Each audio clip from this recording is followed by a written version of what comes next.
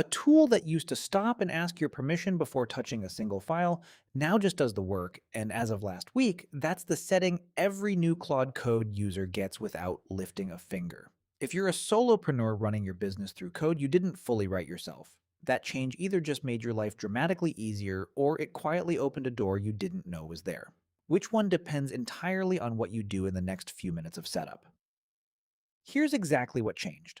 On August 14th, 2026, Anthropic made Auto Mode the default permission setting for every new Claude Code session on Pro, Max, and Team plans. Before this, Claude Code operated the way most people assume an AI coding tool should. It would propose an action, like editing a file or running a command, and then stop and wait for you to click approve. For solo builders shipping fast, that meant babysitting your terminal, clicking through dozens of prompts during a single feature build.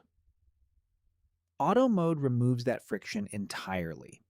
Instead of asking you, a separate classifier model reviews each action the moment before it runs and decides on its own whether it's safe to proceed. That distinction matters more than it sounds. The classifier isn't the same model writing your code. It's a second, independent system whose entire job is judgment, not generation. So when Claude Code wants to run a command, that request gets checked by a different AI before it's allowed to execute. Similar in spirit to having a second pair of eyes review a pull request, except it happens in milliseconds and it happens every single time. Why would Anthropic trust a classifier over a human clicking approve? Because they measured it, and the numbers are uncomfortable if you've ever rubber-stamped a permission prompt without reading it. In a controlled study covering over 1,000 actions, human reviewers manually approving each step caught only 13.6% of dangerous commands planted in the test. The auto mode classifier caught 89% of the same dangerous actions. Anthropic also found that in normal daily use, people approve 97% of permission prompts they're shown, which suggests most developers had already stopped meaningfully reviewing what they were clicking yes to. If that's true, the manual approval system wasn't actually protecting anyone. It was mostly theater, and Auto Mode's classifier is measurably better at the one job that system was supposed to do. So what does the classifier actually let through, and what does it still stop for? Auto Mode lets Claude proceed with most routine work automatically. Things like editing files, running local commands, and yes, even pushing directly to your main branch, which surprises a lot of people who assume that would always require a manual check. Where it still stops and asks you directly is when an action is judged irreversible, destructive, or aimed outside your own environment. Think deleting a production database, sending something to an external server you don't control, or action there's genuinely no undo button for. If the classifier blocks something and Claude keeps hitting that wall repeatedly, the session automatically falls back to manual approval mode until you intervene. Here's the part solopreneurs specifically need to sit with.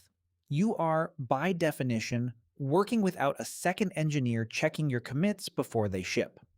That was already true before auto mode existed, and it's exactly why this shift matters more for you than for someone on a 10-person engineering team with a code review process.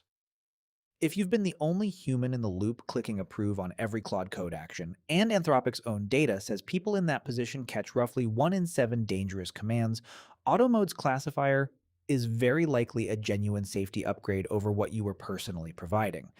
That's a strange thing to say out loud, but the evidence points there. That said, don't mistake this for a license to walk away from your terminal entirely, especially if you're running anything connected to real customer data or a live production environment. Independent researcher Simon Willison, who's spent much of the past year warning about prompt injection risks in coding agents, highlighted a third-party evaluation. Anthropic commissioned from Trajectory Labs, testing 72 indirect prompt injection scenarios across 720 total attack attempts against auto mode. None of them succeeded. That's a genuinely strong result, but Willison's own reaction was measured caution, not celebration, noting he'd like to see more independent confirmation before fully trusting the claim.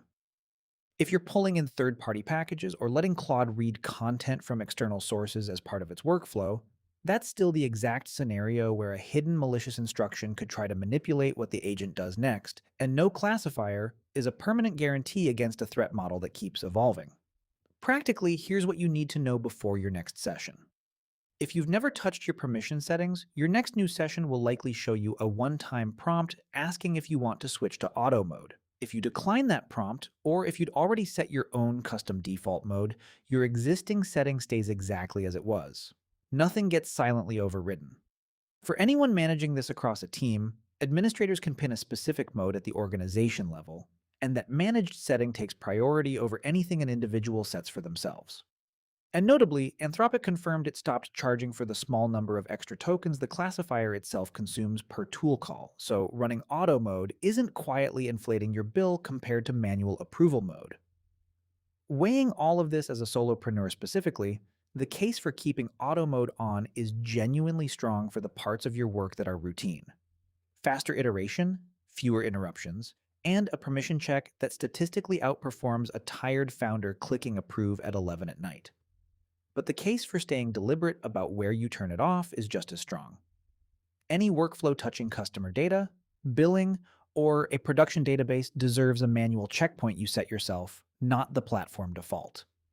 And if your Claude Code sessions ever pull in content from outside sources, whether that's scraping a web page, reading an email, or installing a new package, that's the exact scene where prompt injection risk still lives, tested and reassuring as Anthropic's own results are.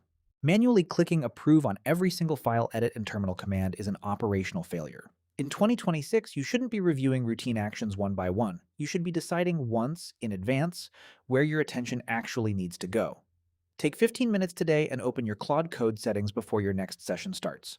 Don't accept the auto mode switch blindly, and don't reject it out of habit either. Walk through your actual projects, not in vague terms, but by what each one actually touches. A marketing site with no backend is a completely different risk profile than a SaaS product with paying customers. For anything touching a production database, billing logic, or real customer data, pin a manual checkpoint explicitly.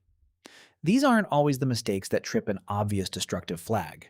A billing bug can quietly overcharge users for weeks before anyone notices.